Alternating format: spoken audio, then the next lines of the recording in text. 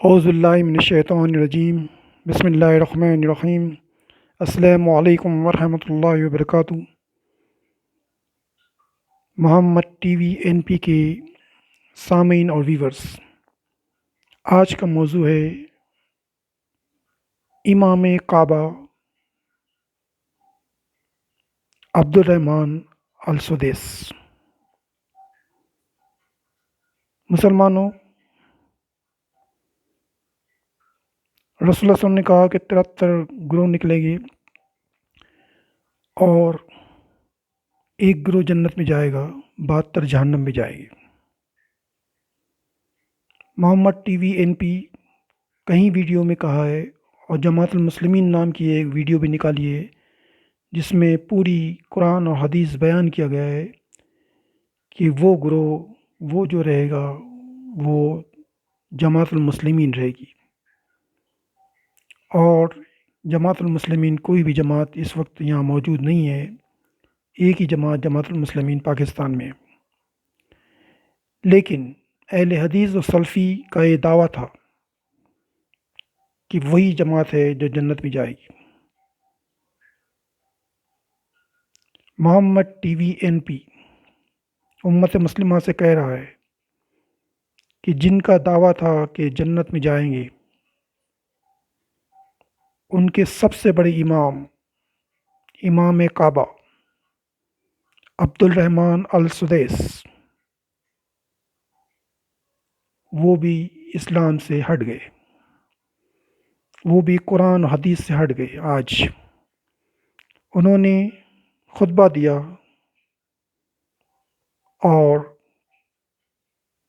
خطبے میں انہوں نے کہا، اس سے پہلے وہ خطبہ دیتے تھے اور وہ اسرائیل کے لیے بد دعا کرتے تھے، دعاؤں کے اندر بد دعا کرتے تھے اور ان کے خلاف تھے، کشمیر کے بارے میں دعا کرتے تھے اور ان کی فتح اور کامرانی کے لیے دعا کرتے تھے۔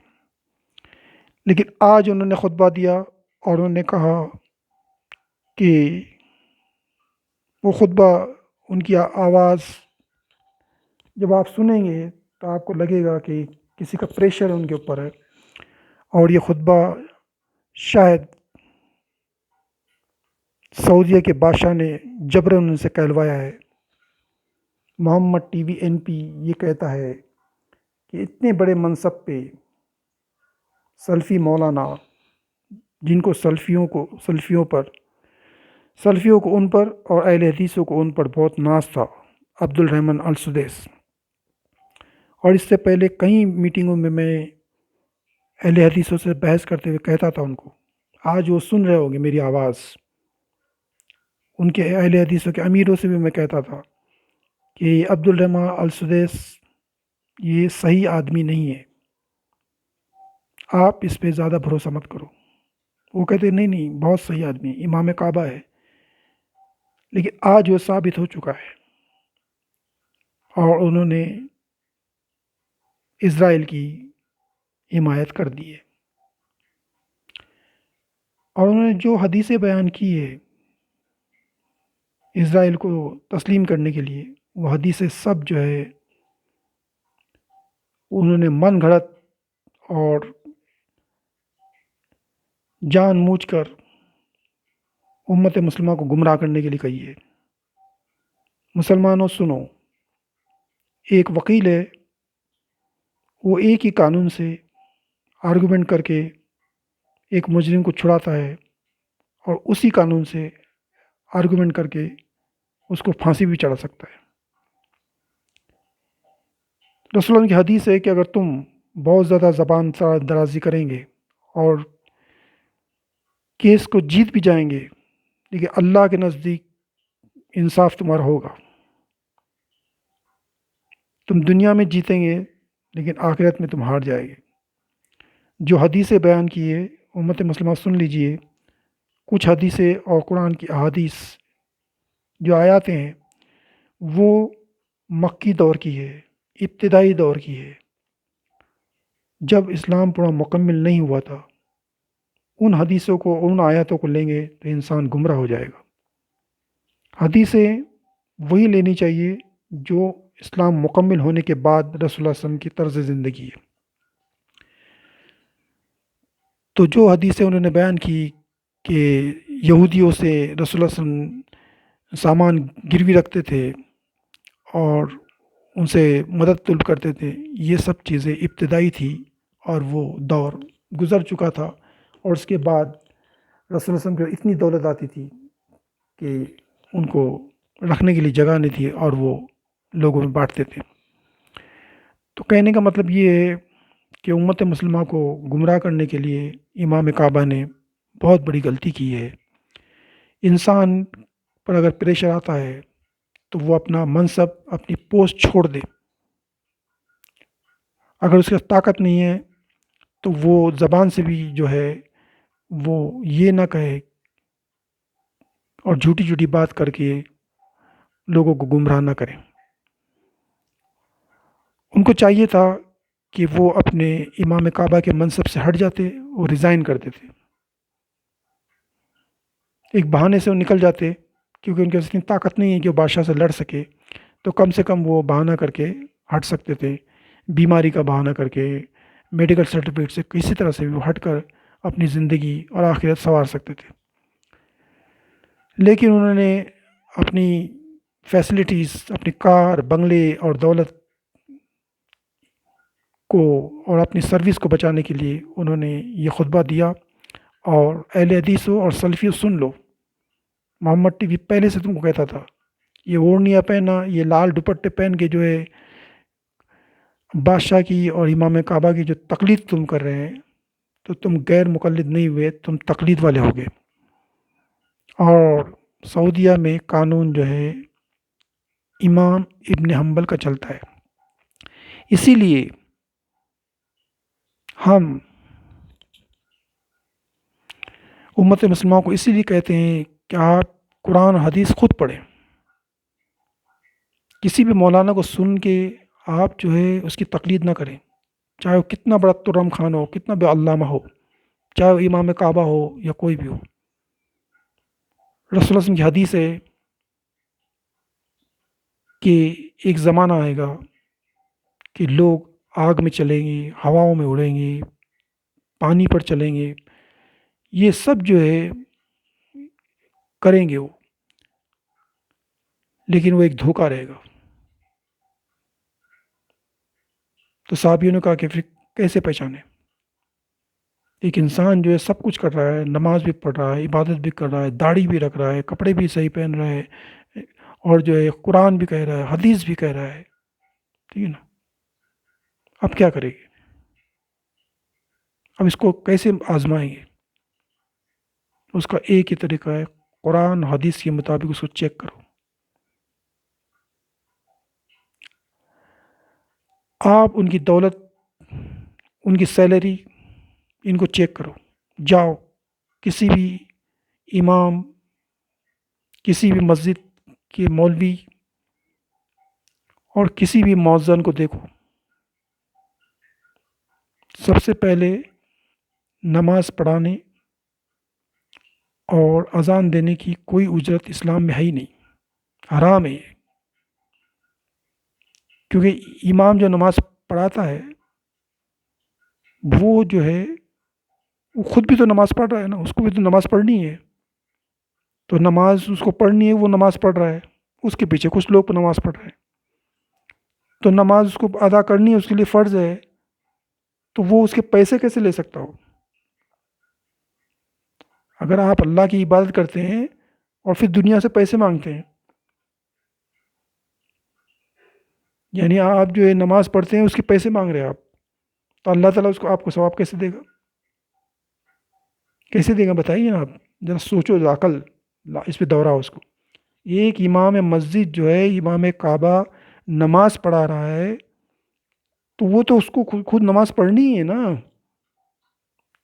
تو یا تو پھر وہ نماز پڑھائیں، پیسے کی نماز الگ سے پڑھائے اور خود کی نماز الگ سے پڑھیں، تب تو بات سمجھ میں آتی ہے کہ میں نے یہ نماز پڑھانے کی اجرت لے لی کیونکہ میں نے اس پہ وقت ضائع کیا، اب میں الگ سے ایک کونے میں جا کر نماز پڑھتا ہوں اپنی خود کی، جو بغیر پیسے کی ہوگی، تو ایسا تو کوئی بھی امام نہیں کرتا۔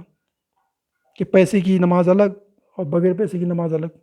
سوچو اس کو، یہ مذاق کی بات نہیں ہے، یہ بہت گہری بات ہے کہ کیسے یہ ہو سکتا ہے کہ میں نماز پڑھوں اللہ کے لیے اور پھر بعد میں پیچھے سے ہاتھ کر کے بولوں دے دو بھائی اللہ کے نام سے، میں نے تم کو نماز پڑھائی، پیسے دو مجھے، ہے نا، مجھے سیلری دو، مجھے تنخواہ دو. تو یہ منافقت نہیں ہے؟ جاؤ ان کی اپنے مسجدوں کے امام کو کہو کہ نماز تو تم کو پڑھنی ہے، تو نماز پڑھنے کے لیے تم کیا پیسے مانگ رہے ہو؟ نماز پڑھو اور اپنا کاروبار کرو، جاؤ کوئی سروس کرو، بزنس کرو اور اپنے پیسے کماؤ. یا پھر نماز کے تم پیسے لیتے ہیں تو پھر تم الگ سے بھی ایک نماز پڑھو اپنی خود کی. تو اذان کی اور نماز کے کوئی پیسے نہیں ہیں اسلام میں، نہ کوئی حدیث ہے، نہ کوئی صحابیوں نے ایسا کیا ہے، اور نہ کوئی تابعین نے کیا، نہ کبھی تابعین نے کیا ہے. لوگ مسجد میں جمع ہوتے تھے، ایک آدمی آگے کھڑا ہوتا ہے، نماز پڑھاتا تھا، بات ختم ہو گئی. اس میں کس بات کے پیسے ہیں؟ ٹھیک ہے.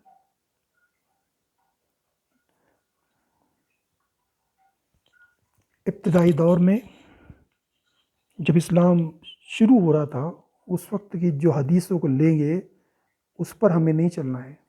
جب اسلام مکمل ہوا، آخری دور کا جو اسلام ہے وہی صحیح اسلام ہے اور اسی پہ ہم کو چلنا ہے. اگر ابتدائی دور میں دیکھیں گے تو آپ چھپ کے نماز پڑھتے تھے، رسول اللہ صلی اللہ علیہ وسلم، تو آج آپ چھپ کے نماز کیوں نہیں پڑھتے؟ ابتدائی دور میں رسول اللہ صلی اللہ علیہ وسلم نے جو ہے اپنا ذرہ جو ہے وہ یہودی کا گروی رکھا، تو وہ ابتدائی دور تھا. تو جب بھی کوئی تنظیم، کوئی معاملہ شروع ہوتا ہے اس وقت بہت سے مشکلات آتے ہیں، تو حالات حاضرہ کے حساب سے انسان کرتا ہے. اس کا مطلب یہ نہیں کہ وہ ہمیشہ کرنا چاہیے، اور یہ جو چیزیں ہیں یہ کبھی ظاہر بھی نہیں کرنا چاہیے امام کعبہ میں کھڑے ہو کر اور ممبر پہ کھڑے ہو کر خطبے کے اندر. تو اسلام کو کس طرح سے ظاہر کرنا چاہیے اس کا بھی شعور اگر نہیں ہے ایک انسان کو تو بہت حیرت کی بات ہے. ایک آدمی پہلے غریب تھا اور کسی کے پاس کھانے کے لیے آتا تھا یا کھانا مانگ رہا تھا، آج وہ پیسے والا ہو گیا ہے. تو کیا اس کی اور وہ سخی بھی ہے، لوگوں کو بانٹ بھی رہا ہے اور صراط مستقیم پہ بھی ہے اور وہ بہت اونچے منصب پہ بھی چلا گیا ہے، تو کیا آپ اس کی برائی کریں گے؟ ارے یہ آدمی تو کتنا سخی بنا ہوا ہے، ایماندار بنا ہوا ہے، یہ تو میرے پاس آگے کھانا کھاتا تھا، یہ تو ہمارے سامنے بھیک مانگتا تھا. اس طرح کی باتیں تم کرتے ہو، شرم نہیں آتی تم کو یہ بات کرنے کے لیے؟ ایک پیغمبر کے بارے میں تم ایسی بات کرتے ہو، ٹھیک ہے نا. ایک ابتدائی دور کے اندر بہت کچھ ہے. امام کعبہ کی اگر ہسٹری نکالیں گے تو اس کی پچھلا دور جو ہے، کون سے خاندان سے اس کے باپ دادا آئے ہوں گے، کون سے غریب خاندان سے، بدوئی خاندان سے، کوئی عرب کے کسی کون سے قبیلے سے، کون سے دیہات میں رہتے ہوں گے اور وہاں کیا زندگی گزارتے ہوں گے، اور آج یہ امام کعبہ ایک ٹھاٹ باٹ کی زندگی گزارتا ہے. تو کیا ہم اس کو یہ کہیں گے کہ تم کیا کس بدو اور کس دیہاتی آدمی ہو، کس خاندان سے تم تعلق رکھتے ہو، تمہاری کیا حیثیت ہے؟ اگر ہم یہ کہیں گے تو اس کو کتنا محسوس ہوگا. ہر عرب جو ادھر بیٹھا ہوا ہے محلوں کے اندر، ان کا پورا بیک گراؤنڈ نکالیں گے تو وہ دیہاتوں کے اندر، گاؤں کے اندر بدو، جس کو بدو کہتے ہیں نا، ایک دم تھرڈ کلاس لوگ جو دنیا کی ترقی سے بہت دور ہے، ایسے لوگ تھے وہ، ٹھیک ہے نا. تو اگر ہم ایسا کہیں گے تو ان کو کتنا برا لگے گا.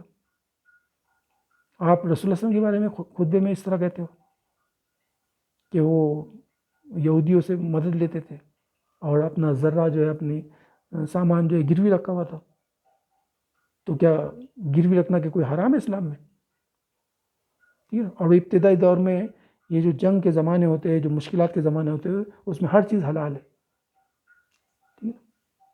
تو کیا اس کو آپ نے ظاہر کرنا، آپ کو شرم نہیں آتی بولنے کے لیے؟ تو اہل حدیث ہو، تم جواب دو نا. اب کیوں تمہاری جو ہے امام جو ہے، جو جتنے بھی تمہارے امیر ہے، وہ خاموش کیوں ہے؟ وہ کیوں خاموش ہے؟ وہ کیوں نہیں جواب دیتے کہ امام کعبہ نے غلط کہا ہے، جس کو ہم مانتے تھے کہ ہمارا اہل حدیث کا مولانا ہے، ہمارے اہل حدیث کا امام ہے، ہمارے سلفی کا امام ہے. تو آپ جو جتنے جو 10-12 امام ہے اس میں ایک ہی تو وہ سلفی تھا اور اسی نے وہ تقریر کی ہوئی ہے، وہ سلفیوں سے انہوں نے کروایا ہے سعودیہ کے بادشاہ نے. تو بڑی شرم کی بات ہے یہ، ٹھیک ہے نا. اور آپ آواز نہیں اٹھاتے ہیں، خاموش ہے. آپ ہر سلفی، ہر جو ہے اہل حدیث کا مولانا اس پہ خاموش ہے، ٹھیک ہے، کہ تم حق کے لیے آواز اٹھاتے ہی نہیں. تو امت مسلمہ، آپ کان کھول کے سن لیجئے، آپ قرآن و حدیث خود پڑھیے اور اس پر چلیے۔ ابتدائی دور، آخری دور، جب اسلام مکمل ہوا اس وقت کے دور کی جو ہے قانون کو ہم پر چلنا ہے، ہمیں چلنا ہے۔ ابتدائی دور کے جو مسئلے ہیں اس کو آگے جا کے بائیکاٹ کیا ہوا ہے، اس کو انکار کیا گیا ہے۔ آپ قرآن کی بھی آیات لیں گے تو بہت سی آیات ہیں جو بعد میں منسوخ کی گئی ہے قرآن کے اندر ہی۔ تو جیسے پہلے لوگ شراب پیتے تھے، قرآن خاموش تھا اور بعد میں شراب کو ممنوع کیا گیا، ٹھیک ہے نا۔ روزے کا بھی یہی مسئلہ ہے، ٹھیک ہے نا۔ جنگ کا بھی یہ مسئلہ ہے کہ جنگ جو ہے پہلے منع کی گئی، بعد میں جنگ کو جائز قرار دیا گیا۔ تو کہنے کا مطلب یہ ہے کہ ابتدائی دور کی چیزوں کو ظاہر کر کے مسلمانوں کو بھٹکاؤ مت تم، ٹھیک ہے نا۔ تم خود تو بھٹکے ہوئے، دوسروں کو بھی مت بھٹکاؤ، نہیں تو یہ عذاب تم پر بھی پڑے گا۔ اسی لیے ہم مسلمانوں کو کہتے ہیں کہ آپ قرآن و حدیث خود پڑھیں۔ آپ ایک ہسٹری پڑھ لیں کسی بھی انسان کی، کہ وہ پہلے غریب تھا، مشکلات میں تھا، پھر وہ آگے بڑھا، وہ ترقی کیا، ترقی کرنے کے بعد وہ امیر بھی بنا، امیر المومنین بھی بنا، پھر نبی کے منصب پہ بھی، پھر رسول کے منصب پہ بھی، پھر اللہ کا چہیتا بھی، اور اللہ نے جنت کی بشارت دی گئی ہے، اور ان کی دعاؤں سے مسلمانوں کو بھی جنت نصیب ہوگی قیامت کے دن۔ ایسے انسان کے بارے میں اگر کوئی یہ کہے گا ارے وہ تو کیا یتیم تھا، وہ غریب تھا، وہ تو ایسا تھا، وہ ویسا تھا، تو یہ شوبہ نہیں دیتا، ٹھیک ہے نا۔ کسی بھی ایک عام انسان کے بارے میں شوبہ نہیں دیتا کہ ایک انسان ابتدائی طور میں غریب تھا، بعد میں وہ پیسے والا ہوا، سخی ہوا، ایماندار ہوا، اور صراط المستقیم پہ چل رہا ہے۔ آپ جو پچھلی زندگی کے بارے میں اس کی غیبت کریں گے تو اس طرح تو کوئی بھی نہیں چھوٹے گا۔ آپ عمر رضی اللہ عنہ کو دیکھیں گے تو وہ تو تلوار لے کے نکلتے تھے محمد صلی اللہ علیہ وسلم کو مارنے کے لیے، تو آپ کیا ممبر پہ کھڑے رہ کے بولیں گے ارے وہ کیا عمر تھا، وہ تو تلوار لے کے ہمارے نبی کو مارنے کے لیے نکلا؟ یا ایسا بولنے کے لیے تم کو زیبا دیتا ہے؟ حالات، وقت وہ چلے گئے۔ اس کا آخری دور کیا تھا، عمر رضی اللہ عنہ نے آخری دور میں کیا کیا، وہ کتنے صراط المستقیم پہ تھے، اس کی بیان کرو۔ ایک آدمی کافر تھا، اس نے بہت کچھ کیا، گناہ کیے، شراب پیا، سب کھایا، حرام کھایا، سور کھایا، آج وہ مسلمان بن گیا ہے، تو کیا آپ اس کی غیبت کرتے رہیں گے کہ وہ پہلے کیا تھا، وہ کیا نہیں تھا؟ تو اس طرح کے تم کو غیبت کرنے کے لیے شرم نہیں آتی؟